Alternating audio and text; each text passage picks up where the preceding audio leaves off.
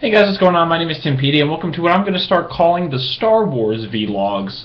I did one of these, like maybe even a month or two ago, and I was just talking about Star Wars, and ended up going for like 45 minutes. It's not going to happen this time. Excuse me, I'm a little sick right now. I have a chest cold, but I just wanted to come on. I was rereading the book Kenobi, that Star Wars book about when Obi-Wan Kenobi first arrives on Tatooine, and I'm gonna kind of steal some of it. Where is it? So throughout a lot of the Star Wars books, there's been this question, not even question about the Jedi. There's been this almost paradox about the Jedi. The Jedi focus on not in the old Republic, the old Republic. The Jedi focus on not having family attachments. There's rare exceptions, like Ki-Adi-Mundi is a notable one from before the rise of the Empire. And then, but it's a rare thing. It's not something that you're supposed to do. Ki-Adi-Mundi had a special case because of his race, having a very low birth rate. It was almost a polygamous society. It was kind of interesting. The Syrians, if you want to read up on them. But overall, you weren't supposed to have families. It's a big part of, even if you don't like the prequel movies, and I don't think they're that great, but the question of Anakin's fall revolves very heavily around Padme and their relationship. As we may talk about the acting, but in the Star Wars universe, you just look at the fact of their relationship, the fact that they got married in secret and had this kind of secret thing going on. Now, you can't point to that as the only reason he fell to the dark side. Palpatine is a big reason for that, a big part of that, and just the Clone Wars and everything. But Padme is definitely a factor in his fall. So a lot of Jedi, like Kenobi in this book, I'm gonna steal a passage from this book. Throughout the book, so Kenobi has just arrived on Tatooine. He starts getting involved in this, not really involved, he tries not to, but there's this small store near him, and it's this whole big thing. Not whole big thing, but there's a family he starts to get involved with, and some other people, and this whole thing, and this war with the Tuskens almost, and this whole thing he gets involved with. And during this time, he's also trying to communicate with Qui-Gon. We saw at the end of Episode 3 that Yoda tells him that he can talk to Qui-Gon. Now, in the book, Qui-Gon never responds, and Obi-Wan actually kind of loses faith that he can hear him. It's just, you never get a response, and Obi-Wan says Qui-Gon's never responded.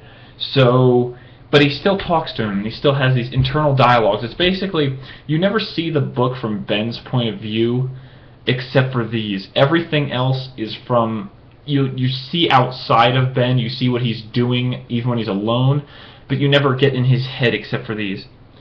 And the woman, he's sort of getting involved with this woman named Annalene, who runs the store, the Danar's Claim. It's her late husband ran the store for like, it's been like 15 years since he died, I think. I don't remember the number, it's in here. And she starts getting interested in Obi-Wan, and they have a big talk, and basically this is just after they've agreed to not get into to not do anything. It's a big part. Obi-Wan is a big part of, like, no, he basically digs into her, and he's like, no, you don't want me, you're just bored with this life. You live a tough life, but it doesn't interest you anymore. You're too interesting for this boring life that you've learned to live, and you've conquered it, and you have nothing better to do. And she's like, I agree, but you also have some crazy giant pain in your life that you won't talk about, and it's Anakin, obviously. And after they have this talk, she leaves, and he talks to Qui-Gon. Meditation, that's his Qui-Gon talks. Annalene, this is becoming a problem for her, and that makes it a problem for me. No, I know what you're thinking. I've been tested on this score before, which is true. I think I'll explain. And I've seen what it means to get too close to someone. Years ago with Siri Tachi. That's like a young Jedi book, I think. That's never really explored in any of the big books. It might be the comics, or it might be the young reader books. I never read those. Those are I don't need to read the kid books, okay? I know enough about Star Wars without reading the kid books. Siritachi, you were there for part of that. And then there was Satine. Again, I don't really know anything about that. I know I've heard the name.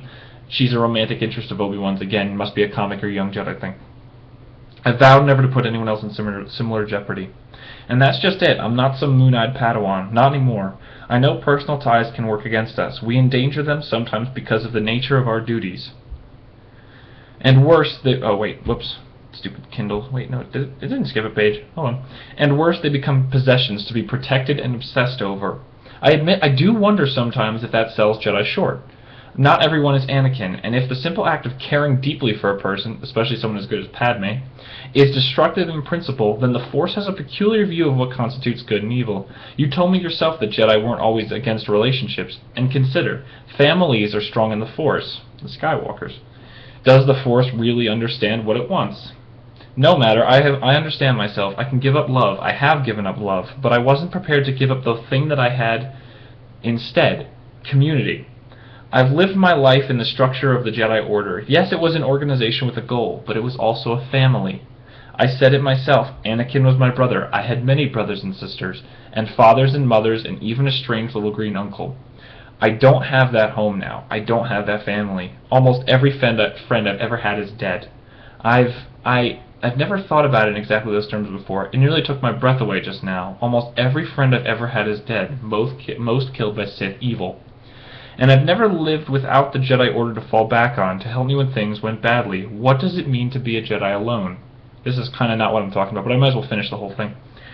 I think you tried to tell me more than once. Your stories about other Jedi who lived without the trappings of the Order, but who still followed the code. Kara Holt, back in Bane's time, cut off from the Republic. The book, I reviewed it on my old channel a million years ago, Knight Errant.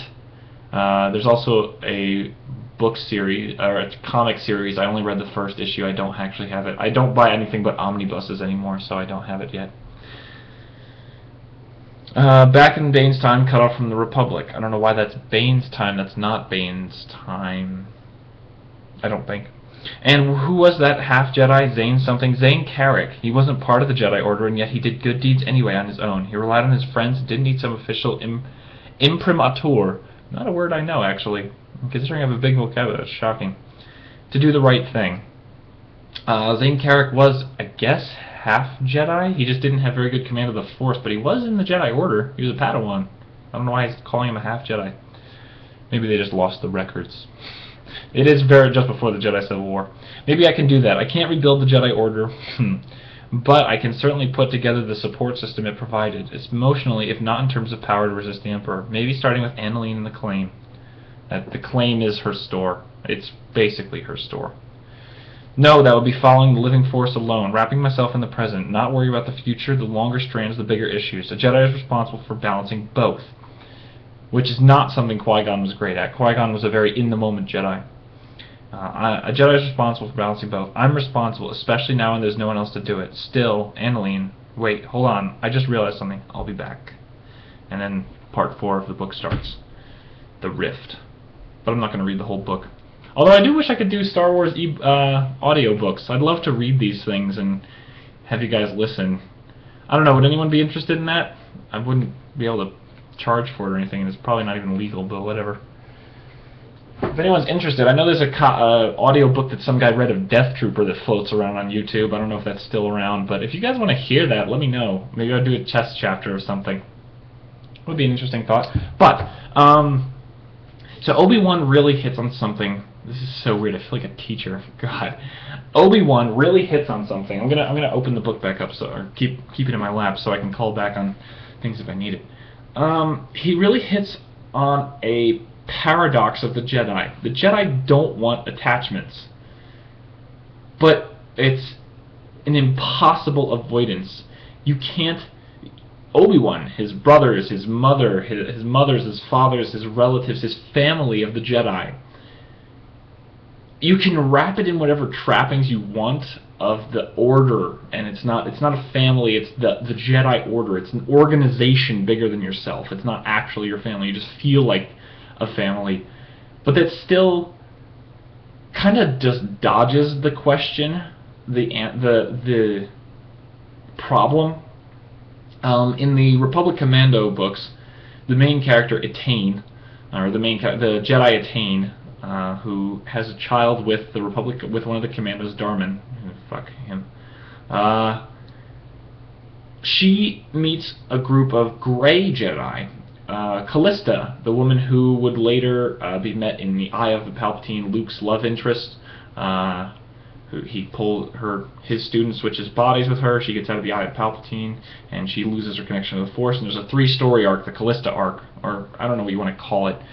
Basically, it's what's it called? Let me go. I need to know what it's called. I need to. Where's the damn wiki?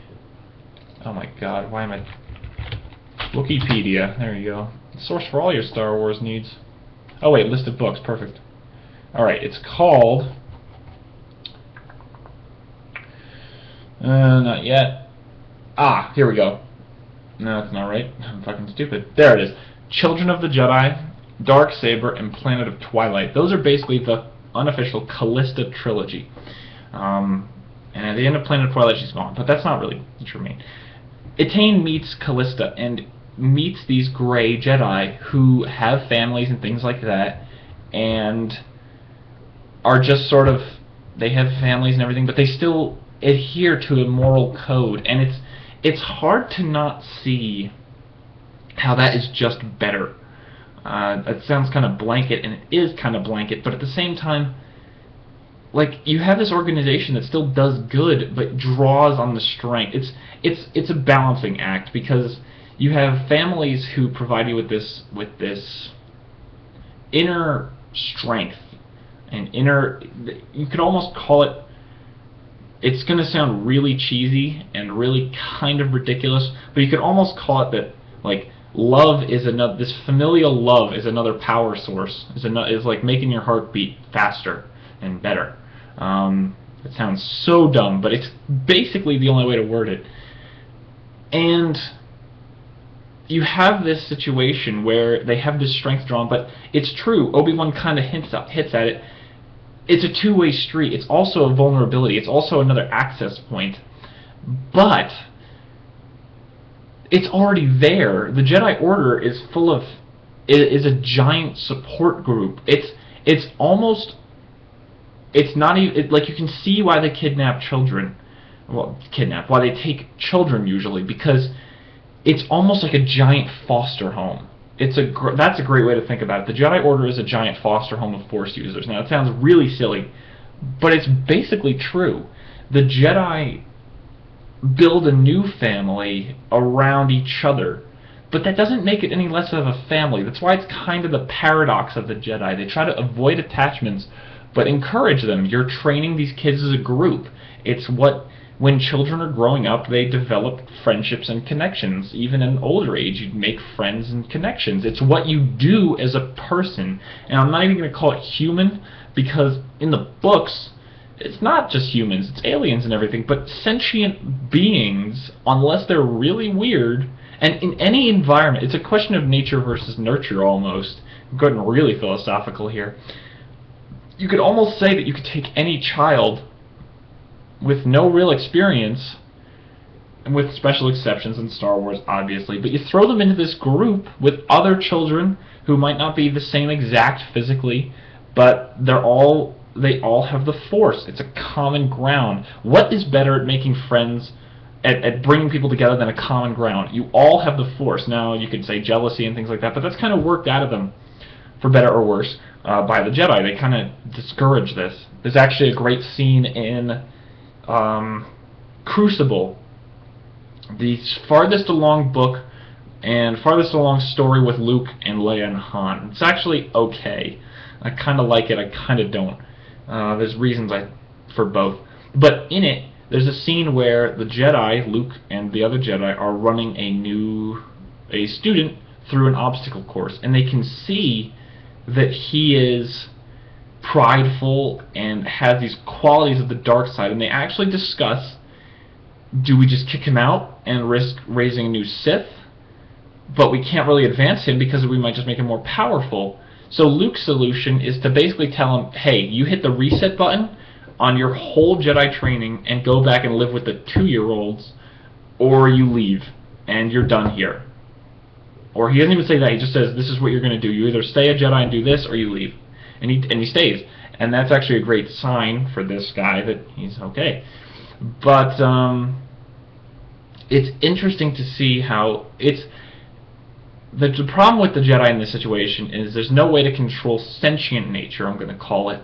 Because with minor differences, you can talk about nature versus nurture, and there is some of both in everyone. But with a place like the Jedi, like you can see, Dooku, he became evil. He was a Jedi his whole life. But then you have Kenobi, who followed it perfectly and was also was still a good guy. So everyone has this within them, and trying to control them the way the Jedi do almost seems like that's what caused their downfall. Like, you look at all the Sith that they have spawned, a lot of them were just rebelling. A lot of dark side users came about because of the control of the Jedi. I just feel like the gray Jedi have a lot less loss rate to the dark side. It sounds silly, but that's why they're the gray Jedi, because they're also not... They're like a balancing act. It's like you have the light side extremes and the dark side extremes, and people can fall out of both. But you have this thing in the middle, the gray Jedi. They don't call themselves the good guys, they're just the gray Jedi. They are more... Gray Jedi isn't the best term. It's good because it balances between light and dark, but at the same time, that's not exactly what they're doing. They're kind of just opening themselves up to a more... This is going to sound dumb, but you could almost call them the colorful Jedi. That sounds so dumb and kind of gay. I'm sorry, but it does. I don't like that I have to say it that way. But at the same time, Sith and Jedi live in these worlds of light and dark, and they don't really have much else. These gray Jedi are much more on the ground. Like when you talk about soldiers versus generals, on the ground versus up there, and the philosophers versus the actual people who live, a farmer versus a philosopher. It's the same kind of dichotomy where you have this group that is just different and more open to the full spectrum. Like there's a Jedi, the little pig-colored guy with the big ears. I never remember his name. He's on the Jedi Council. He uses lightning. What's wrong with that? The gray Jedi would never see a problem with that. If you need to use Force lightning, go ahead. It's a Force power, and the gray Jedi are even more about not using the Force. In the what's it called? I have it right here. It's a really good series. What the hell are all these books? Oh, these. Why are the young reader novels now showing up in the novels list sometimes? That's weird. Coruscant Nights trilogy, great book series. Absolutely read it. In it, one of the Jedi who barely managed to survive the what do they call it again? The night of something. The remaining Jedi. These guys at least. What's her name? Even Piell. Piell. P-I-E-L-L. Pronounce it how you... E-V-E-N-P-I-E-L-L. Pronounce it how you like. Where is his name? Where is her name, I mean? Sorry, I'm trying to find the name of this woman.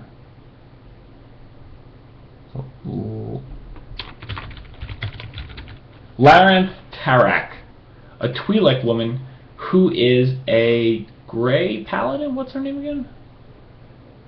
The gray.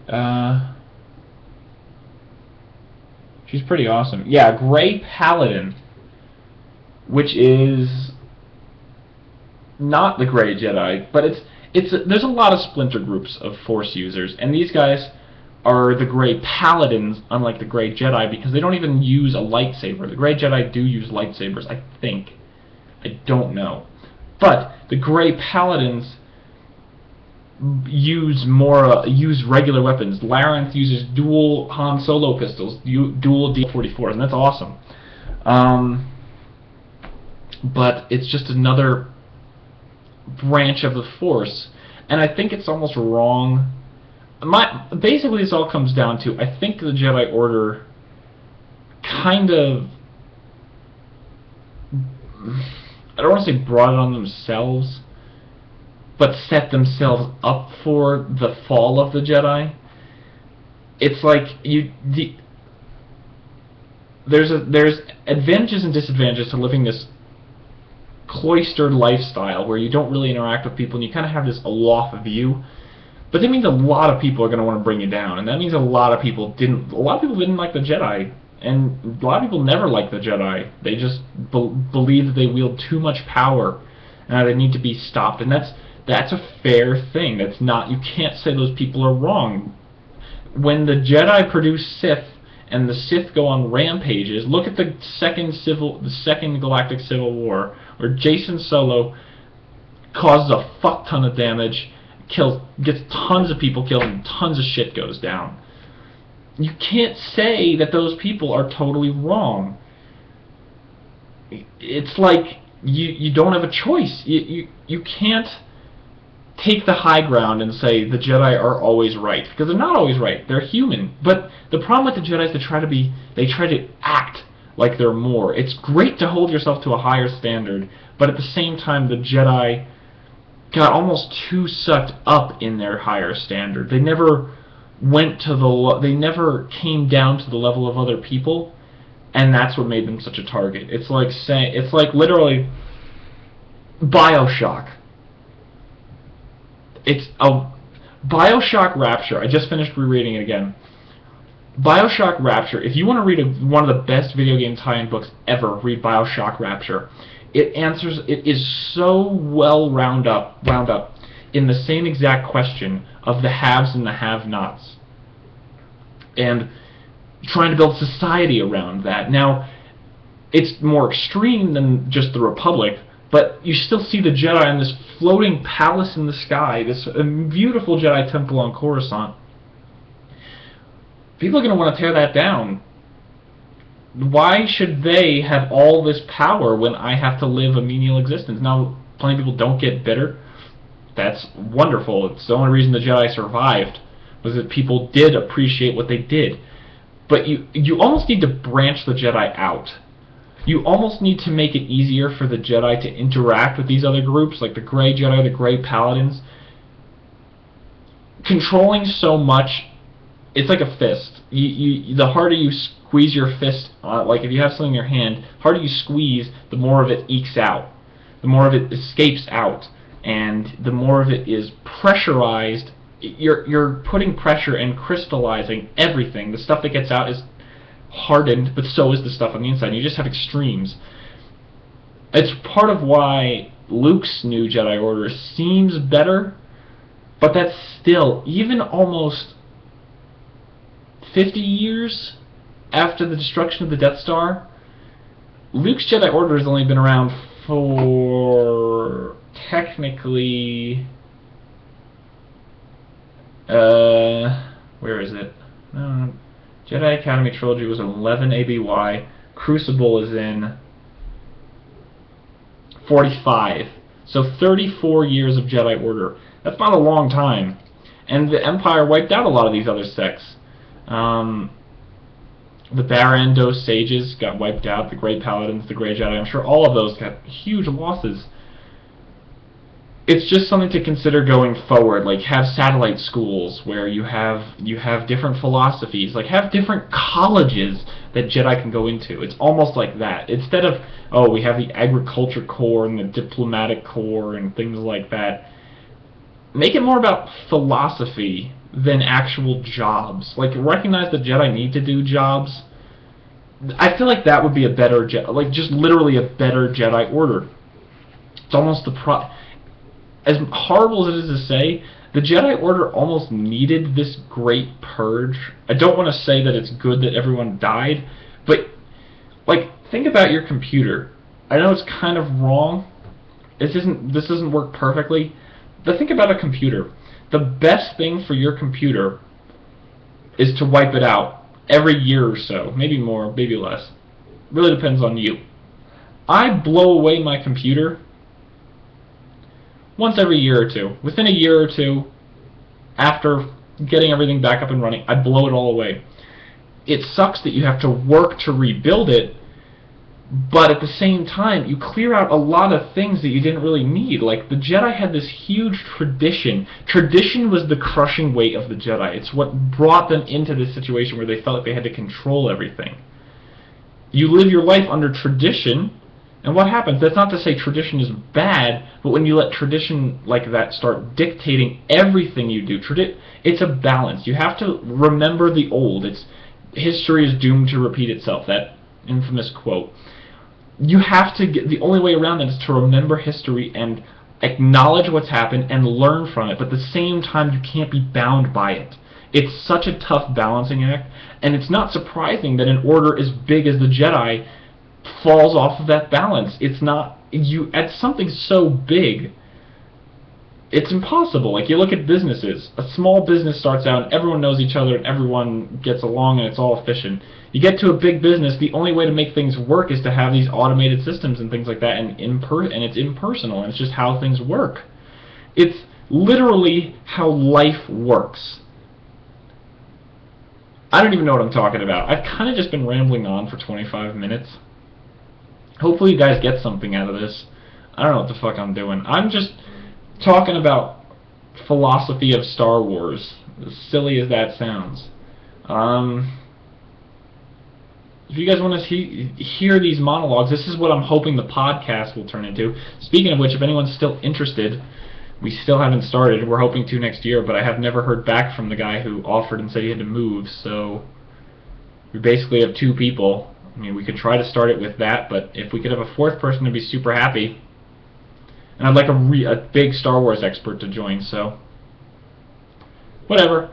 I'm going to stop rambling for now. I am still sick, and this is really taking a toll on me, but I'm glad I talked about this. I wanted to get it out there about this I wanted to just have a discussion, or maybe even a monologue, of the philosophy of the Jedi and what's right about it and what's wrong about it. So I hope I did that. I hope you guys got something out of this.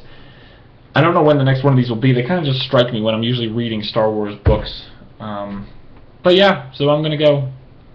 Until next time, guys, my name is Timpedia, and I will catch you guys later.